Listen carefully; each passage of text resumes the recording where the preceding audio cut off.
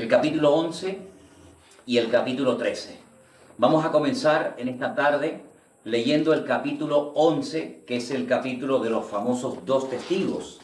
Y me gustaría que yo voy a leer un versículo y uno cualquiera de ustedes rapidito va a leer el siguiente, ¿de acuerdo? Estamos en Apocalipsis capítulo 11, los dos testigos. Entonces me fue dada una caña semejante a una vara de medir y se me dijo: levántate y mide el templo de Dios y el altar y a los que adoran en él.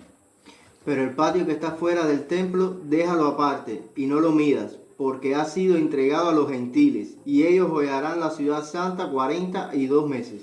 Y daré a mis dos testigos que profeticen por 1260 días, vestidos de silicio. Estos testigos son los dos olivos y los dos candelabros que están de pie delante del Dios de la tierra.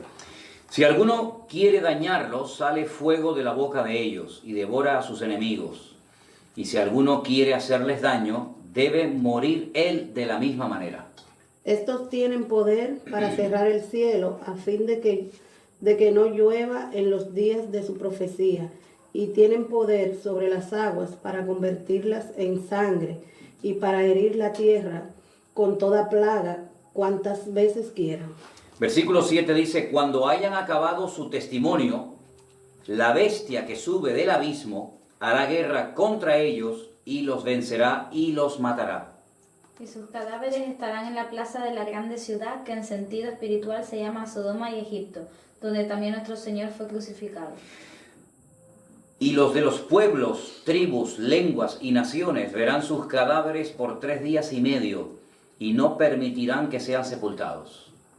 Y los moradores de la tierra se regocijarán sobre ellos y se alegrarán y se enviarán regalos unos a otros, porque estos dos profetas habían atormentado a los moradores de la tierra. Pero después de 3 días y medio entró en ellos el espíritu de vida enviado por Dios, y se levantaron sobre sus pies y cayó gran temor sobre los que los vieron.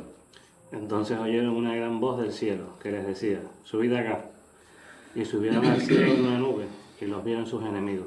En aquella misma hora hubo un gran terremoto y la 10ª parte de la ciudad se derrumbó, y por el terremoto murieron un número de 7000 hombres, y los demás se aterrorizaron y dieron gloria al Dios del cielo. El segundo ay pasó. He aquí el tercer ay viene pronto. Bueno, en el capítulo 11 de Apocalipsis, donde hemos leído ahora, se nos habla de estos dos testigos, y nos dice el versículo 4, ¿verdad?, que estos dos testigos son los dos olivos, y también son los dos candeleros que están en pie delante del Dios de la tierra.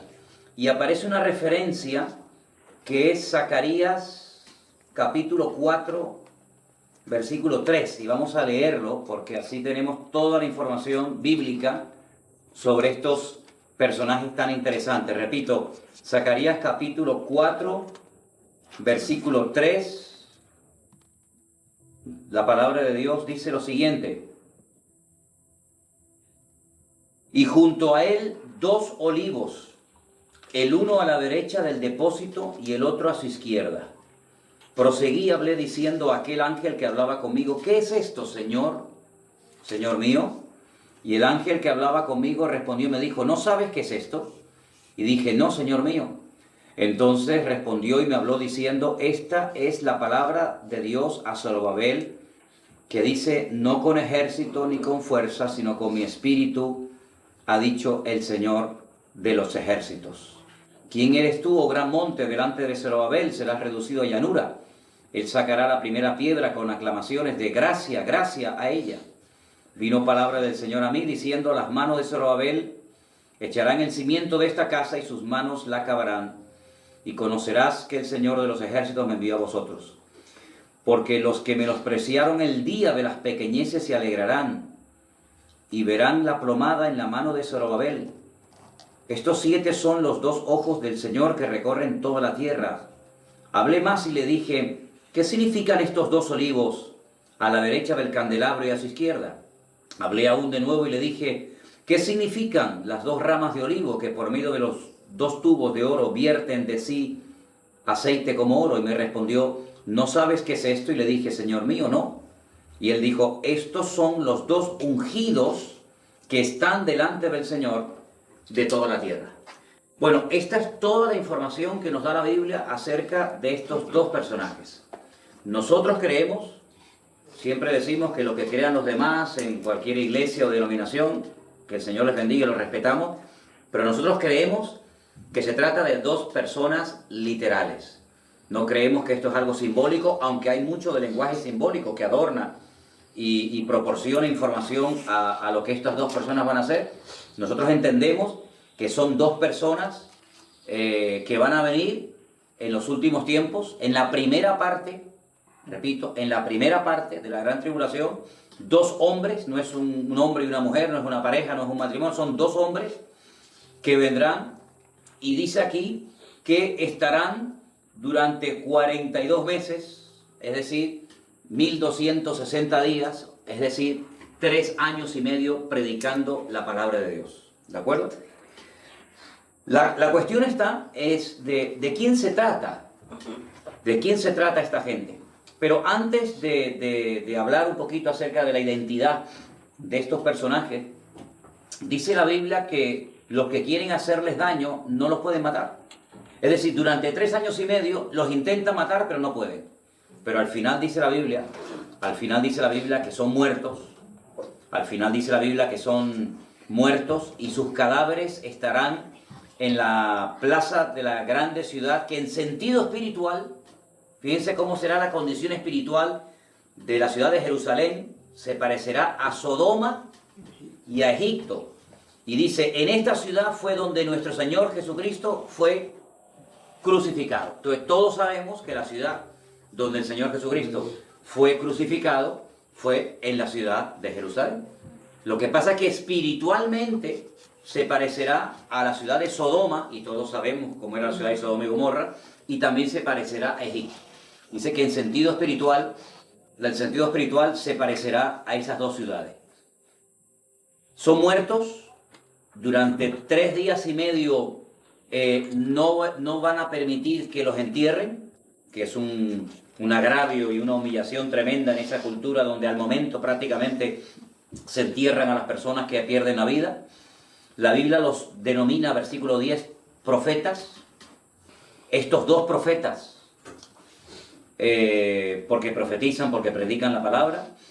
Y después dice que después de 3 días y medio, versículo 11, estamos en Apocalipsis 11:11, el espíritu de vida procedente de Dios entra en ellos y resucitan. Y automáticamente ascienden en una nube al cielo y los enemigos lo ven. Y automáticamente en el momento en el que son resucitados y llevados a la presencia de Dios, se produce un terremoto, y mira tú por dónde, que esto no ha sucedido, pero la Biblia te está contando el futuro como algo que ya pasó. Y te dice incluso que el terremoto que se produce el día que resucitan los dos testigos, hace que 7.000 personas pierdan la vida. Es decir, los detalles que nos da el Señor acerca de este acontecimiento, de estos dos personajes, es tremendo. Claro, a lo largo de la historia se ha especulado quiénes son estas dos personas, quiénes pueden ser estos dos hombres. Bueno, repito, esto es especular, porque la Biblia no dice de quién se trata.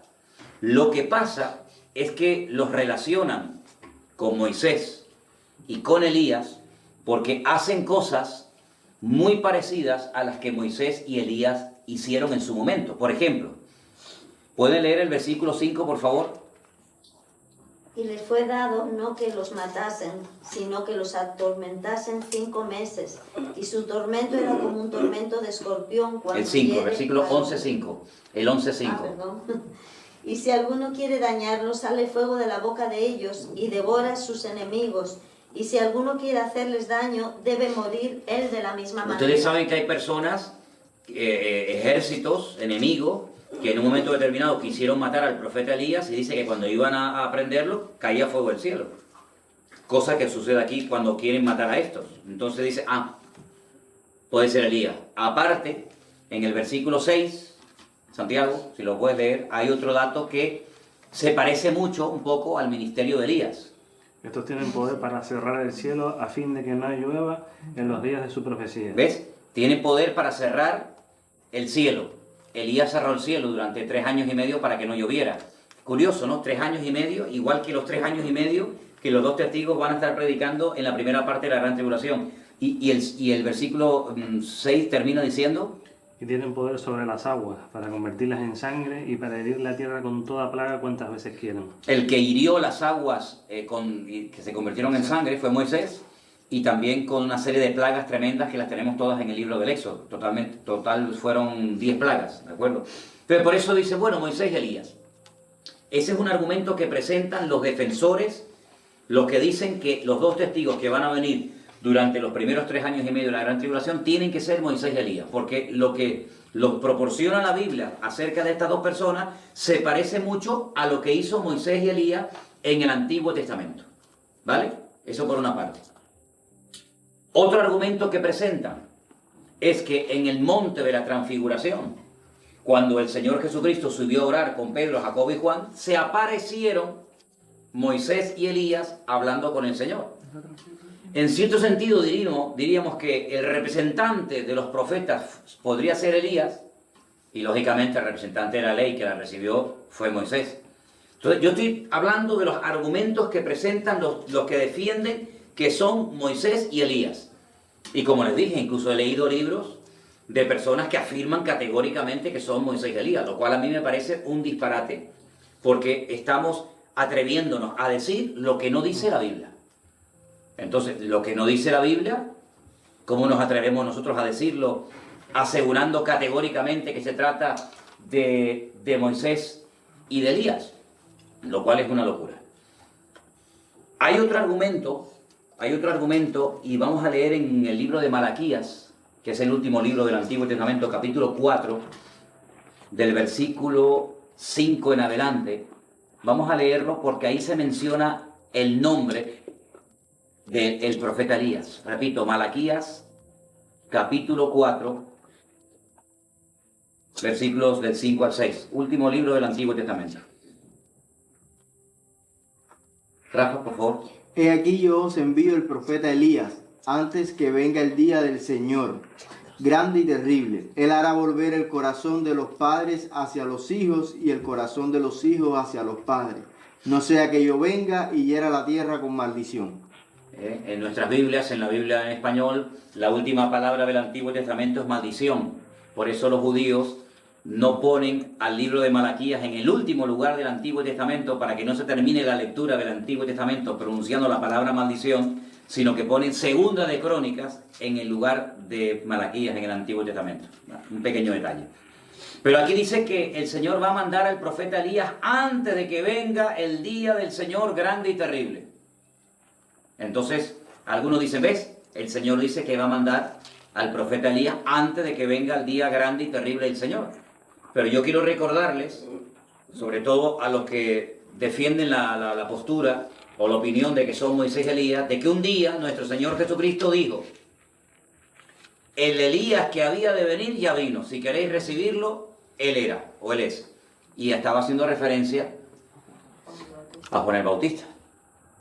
Sobra el decir que los judíos a quien están esperando todavía es al profeta Elías, porque como ellos no tienen el Nuevo Testamento, ellos creen que tiene que venir el profeta Elías primero antes de que venga el Mesías. Pero en nuestro caso, nosotros no estamos esperando que venga el profeta Elías, porque ya vino en la figura de Juan el Bautista. No es que era una reencarnación, quiero dejar bien claro esto, La Biblia está en contra de la reencarnación. Un versículo que tira por tierra el argumento de la reencarnación es Hebreos 9:27. Que dice, está establecido por Dios que los hombres mueran una sola vez y después de esto el juicio. Entonces, estamos en contra de la reencarnación, no es bíblica, por supuesto que no. Entonces, cuando dice que vendrá el profeta Elías, no se refiere literalmente al profeta Elías, sino, y de hecho el Señor Jesucristo lo explica claramente, y no vamos a cuestionar las palabras del Señor Jesucristo. Juan el Bautista cumplió un ministerio de preparación previo a la venida del Mesías. Entonces Jesús dijo, si queréis recibirlo, si ustedes quieren aprender la verdad, el Elías que había de venir era este señor, Juan el Bautista. ¿De acuerdo? Entonces no podemos afirmar nosotros, ni lo vamos a hacer nunca, que los dos testigos que vienen a predicar, que son dos predicadores, dos personas que vienen a predicar durante la primera parte de la gran tribulación, se trata sí o sí de Elías y de Moisés. Que se parece lo que hicieron estos dos hombres con lo que van a hacer los dos testigos, es verdad. Pero yo les recuerdo algo. La Biblia dice que Moisés murió. Elías no. La Biblia dice que el Señor arrebató en un carro de fuego al profeta Elías, se lo llevó vivo a su presencia, y el que ocupó su lugar fue el profeta Eliseo. ¿Se acuerdan, verdad, hermano? Sí. Pero la Biblia dice que Moisés murió. Que nadie sabía dónde murió, porque dice que subió solo al monte y el Señor se encargó, digamos, de sepultarlo, de esconderlo. También es verdad. Pero si la Biblia dice que está establecido por Dios que los hombres mueran una sola vez, quiere decir que Moisés va a venir y va a morir otra vez. Entonces, yo sinceramente estoy totalmente en contra de afirmar categóricamente de que se trata de Moisés y de Elías. Primero, porque la Biblia no lo dice. Y en segundo lugar, porque no hay ningún texto bíblico que avale y apoye nuestra opinión. Y entonces sabemos que nosotros tenemos que creer y afirmar cosas que la Biblia diga. No mi parecer, mi postura doctrinal en cuanto a un tema, sino cosas que se ciñan a la palabra de Dios. Otro argumento, otra persona que dice, bueno, puede ser Enoc. Enoc es un personaje que en el Antiguo Testamento también desapareció, como parecido a lo que le pasó al profeta Elías. Génesis, capítulo 5, verso 24, Santiago, si lo podemos leer, por favor. Génesis 5, versículo 24. Caminó pues Enoc con Dios y desapareció porque lo llevó Dios. Tremendo. Caminó Enoc con Dios y Dios se lo llevó a su presencia vivo. La Biblia no dice que Enoc muriera. Entonces hay otras personas que dicen, bueno, como Enoc no murió y como Elías no murió, entonces ya descartamos a la persona, a la figura de Moisés, y los dos testigos son uno Elías y otro Enoc, pues como no murieron, pues tienen que venir a la primera parte de la gran tribulación y los dos morir. Mira, vamos a ver, yo no digo que no puedan ser. Yo no estoy diciendo que no puede ser Elías y que no puede ser Enoc, no estoy diciendo eso. Porque es verdad que curiosamente los dos personajes del Antiguo Testamento que no murieron fueron estos dos. Y la Biblia dice que Enoc, lo dice en la carta, esa pequeña cartita que tenemos en el Nuevo Testamento llamada la carta a Judas, la Biblia dice que él profetizó, que él habló acerca de la venida, de la segunda venida del Mesías, de la segunda venida del Mesías, del Señor Jesucristo. Puede ser Enoc, ¿por qué no? Puede ser Elías, pero no podemos afirmarlo con ningún texto de la Biblia. Entonces, ¿qué más da? Yo digo, ¿para qué entrar ahora a especular? ¿Para qué entrar ahora a afirmar cosas que la Biblia no dice? Mira, lo que sí sabemos que son dos hombres, dos personajes de carne y hueso, que estarán predicando en la primera parte de la gran tribulación, que durante 3 años y medio intentan matarlo y no pueden con ellos, que finalmente los matan, que durante 3 días y medio no los dejan enterrar, que finalmente resucitan y que se van a la presencia del Señor. Punto. Eso es lo que nos interesa saber. Que habla también el profeta Zacarías de ellos, que los llama los dos candeleros o los dos olivos, los dos ungidos, y nada más. Es decir, lo que no dice la Biblia, no nos compliquemos la vida, no nos rompamos la cabeza con entrar ahora a especular y a opinar y sobre todo a afirmar categóricamente cosas que la Biblia no dice. Lo que tenemos que saber es lo que la Biblia dice. Y lo que la Biblia no dice, lo dejamos en punto suspensivo y ya el tiempo nos dirá de quién se trataba estas dos personas. Amén, hermano. Amén. Nada más que eso. El capítulo 12 lo tratamos en la última clase. Dijimos que la mujer era Israel y que el niño era el Señor Jesucristo. Eso está más claro que el agua.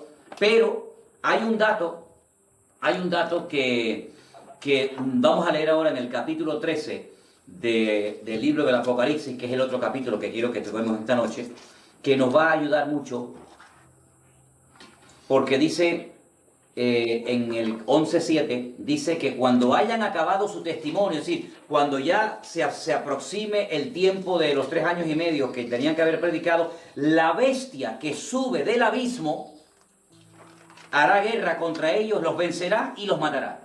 Quédense con ese dato. Quien los mata es la bestia que sube del abismo. Por favor, quédense con este dato, porque la Biblia nos dice quién va a matar a los dos testigos. Repito, la bestia que sube del abismo. Con este dato nos vamos al capítulo 13 y hacemos lo mismo que antes. Yo leo un versículo y uno cualquiera de ustedes lee el siguiente. Apocalipsis 13, 1. Me paré sobre la arena del mar y vi subir del mar una bestia. Vi subir del mar una bestia que tenía 7 cabezas y 10 cuernos. Y en sus cuernos 10 diademas y sobre sus cabezas un nombre blasfemo. Y la bestia que vi era semejante a un leopardo, y sus pies como de oso, y su boca como boca de león. Y el dragón le dio su poder y su trono y grande autoridad. Y vi una de sus cabezas como herida de muerte, pero su herida mortal fue sanada y se maravilló toda la tierra en pos de la bestia. Y adoraron al dragón que había dado autoridad a la bestia. Y adoraron a la bestia diciendo, ¿quién como la bestia y quién podrá luchar contra ella? También se le dio boca que hablaba grandes cosas y blasfemias y se le dio autoridad para actuar 42 meses. Y abrió su boca en blasfemias contra Dios para blasfemar de su nombre, de su tabernáculo y de los que moran en el cielo. Y se le permitió hacer guerra contra los santos y vencerlos. También se le dio autoridad sobre toda tribu, pueblo, lengua y nación. Y la adoraron todos los moradores de la tierra cuyos nombres no estaban escritos en el libro de la vida del Cordero, que fue inmolado desde el principio del mundo. Si alguno tiene oído, oiga. Es decir, preste atención a lo que aquí se nos está diciendo. El capítulo 13 está perfectamente dividido en 2 sesiones.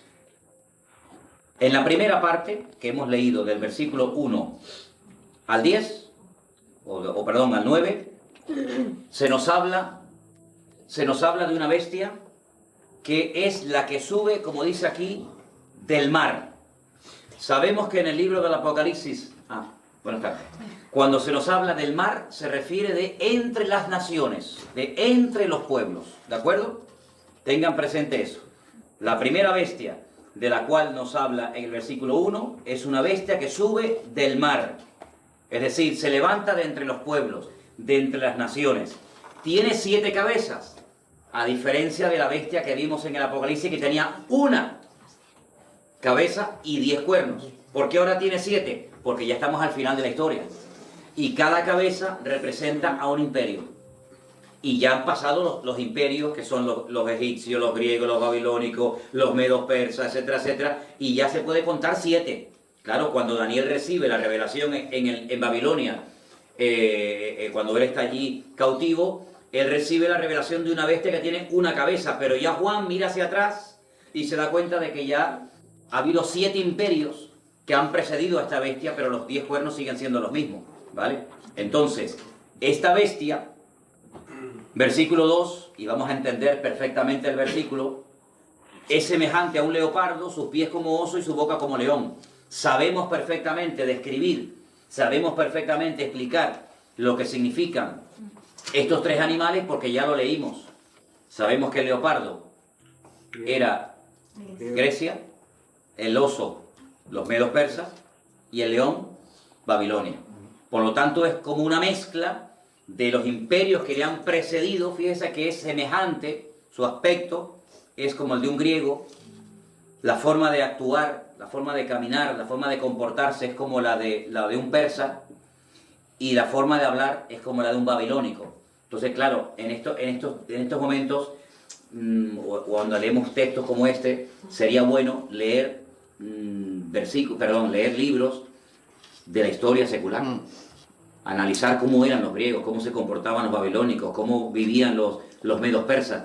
Y con toda esa información extrabíblica podemos deducir cómo va a ser la personalidad, la forma de operar, la forma de actuar, la forma de desarrollar su política, porque al fin y al cabo esta primera bestia es el anticristo, que es un político, ¿vale? Entonces vemos que dice aquí, una de sus cabezas fue herida como de muerte, su herida mortal fue sanada y se maravilló toda la tierra.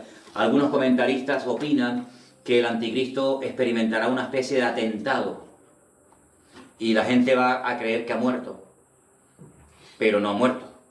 Pero se va a correr la voz de que ha como resucitado. Entonces dice que toda la tierra se admira, terminan adorándolo. El dragón, que sabemos quién es Satanás, dice que le da poder le da trono, le da autoridad. Es decir, que será una persona con una unción diabólica realmente espectacular. Se atreve a hablar grandes cosas y blasfemias porque tiene autoridad para actuar durante 42 meses.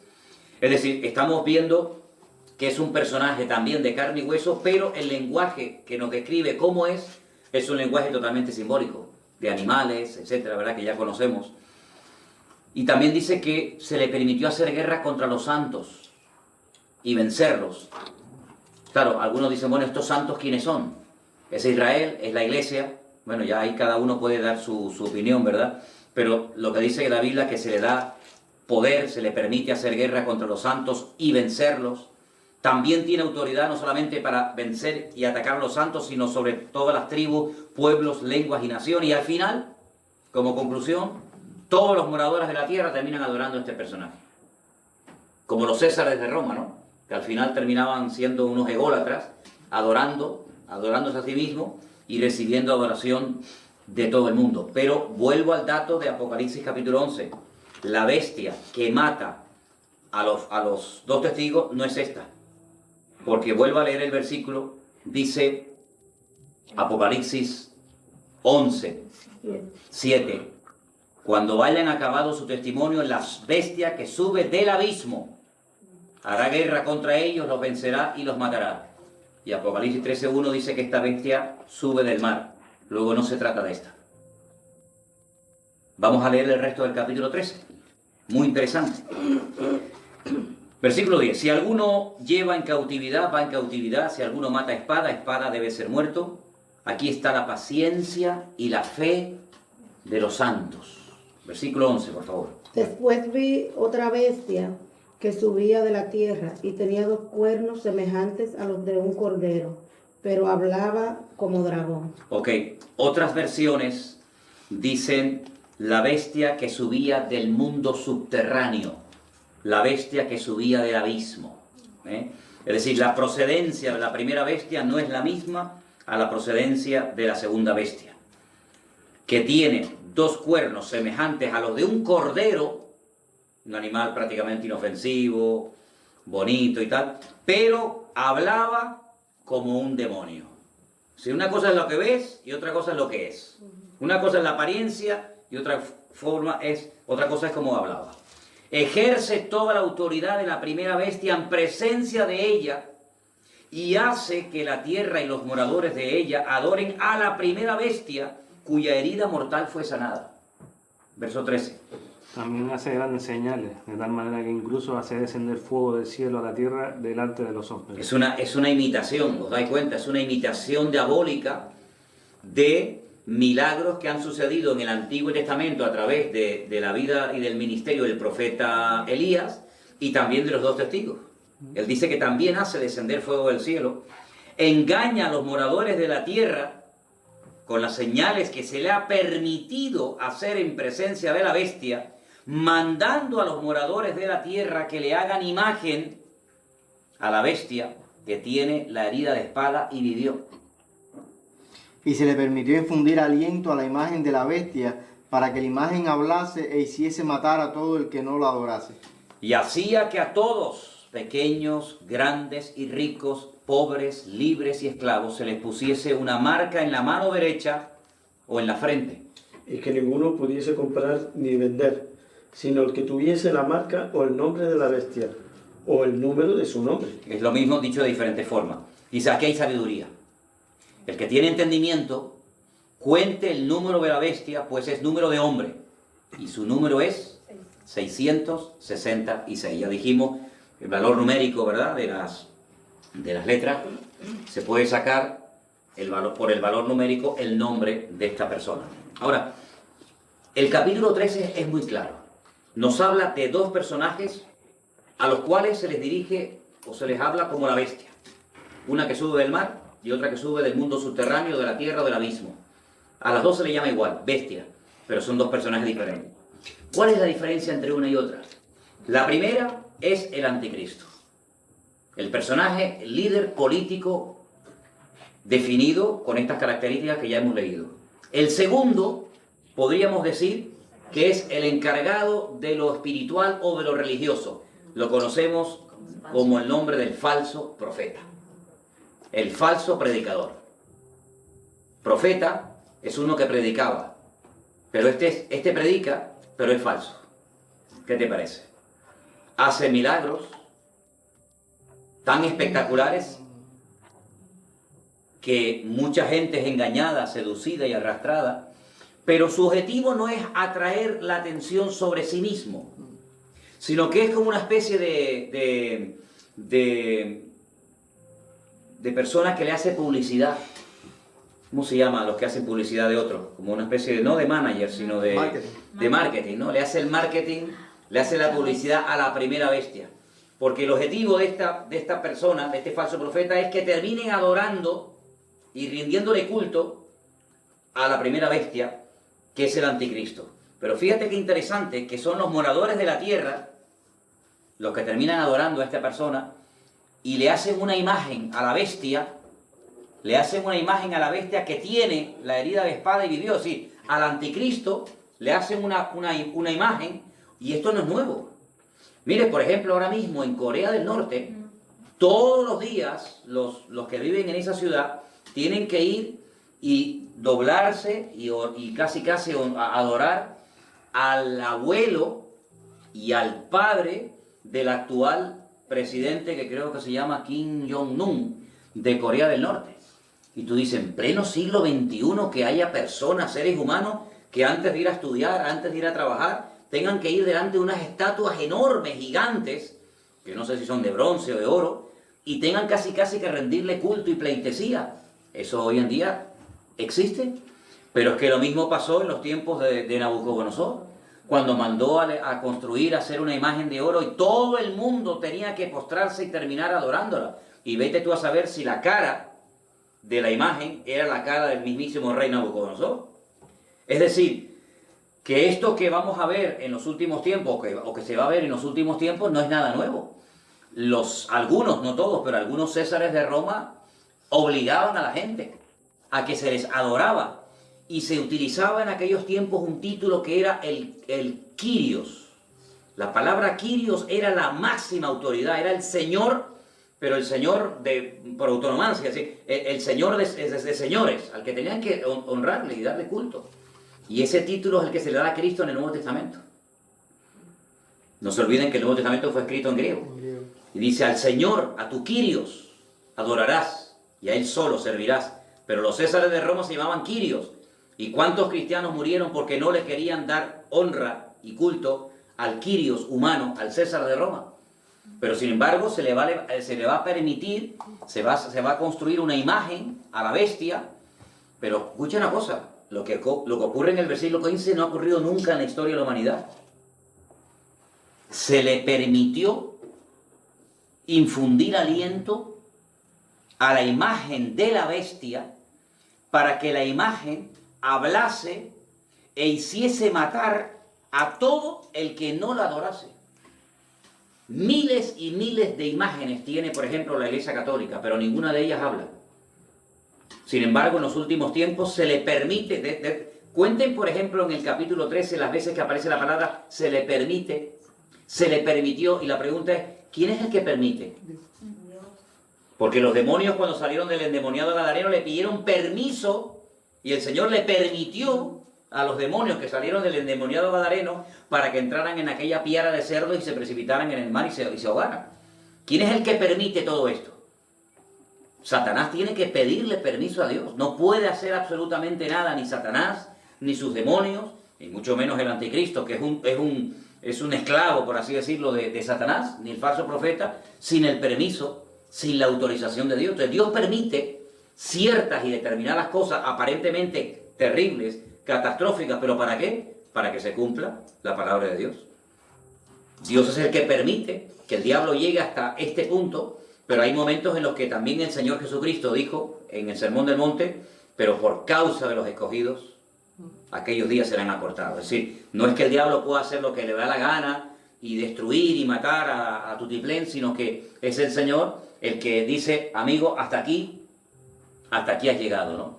Entonces, estos dos personajes son, número uno, el anticristo, que es el encargado de todo lo relacionado con la política, Claro, algunos se preguntarán, pero bueno, si es un político, tendrá una sede de gobierno, tendrá un país o países que le van a apoyar. No te quepa la menor duda, no te quepa la menor duda. Yo creo que en este momento el continente que está más cualificado o capacitado, preparado para apoyar a un líder que tenga autoridad sobre muchas naciones, sin lugar a dudas, es Europa. África está que da pena. Si África, eso es un desastre. En Latinoamérica no hay un líder hoy por hoy que sea capaz de gobernar a todos los países latinoamericanos. De hecho, hay países latinoamericanos que están enfrentados los unos contra los otros, ¿no? Pero sin embargo, Europa en este momento tiene una sede de gobierno europea y, por cierto, en este momento nos están viendo, hermanos, desde la cabeza de la víbora, como yo le llamo, nada más y nada menos que desde Bruselas, donde está la sede del Parlamento Europeo. Y sabemos que desde ahí se dan leyes para todo un continente. Eso no pasa en Asia, eso no pasa en África, eso no pasa en Oceanía, eso solamente pasa en Europa. Es curioso, no hay ningún continente que tenga una moneda en común. Nosotros los europeos sí, tenemos una moneda en común, que es el euro. El único continente donde hay una religión a nivel mundial que gobierna sobre más de 1.000 millones de personas, que precisamente menciona la Biblia, es Roma, o es el Vaticano, ¿no?, que forma parte de la ciudad de Roma. Es decir, Europa cumple muchas características y condiciones para levantar a estos personajes, que se van a apoyar mutuamente el uno al otro, ¿no? Pero que vamos a ver también, Dios mediante, más adelante, que el anticristo al final se vuelve contra el falso profeta y contra su sede de gobierno. Al final, el anticristo traiciona, por así decirlo, entre comillas, al falso profeta y termina destruyendo a él y a la ciudad desde la cual gobierna sobre todos los reyes de la tierra. Recuerden que en aquel momento, no estamos hablando del siglo XXI, recuerden que en aquel momento la única ciudad que gobernaba sobre todos los reyes de la tierra, ¿cuál era? Era Roma. Era Roma. No estamos interpretando el libro del Apocalipsis con las pautas y los parámetros del siglo XXI, sino con el tiempo en el que se escribió. Y Roma era la sede de gobierno de los Césares de Roma, y era el único imperio que ha sido el más extenso, el más longevo, casi 1000 años. Alguna gente se olvida de este detalle. Casi 1000 años duró el Imperio Romano, 900 y pico. Sabemos que al final se fracturó y tal, entre Oriente y Occidente, Constantinopla por un lado, Roma por otro, pero Roma sigue teniendo un poder tremendo, ¿no?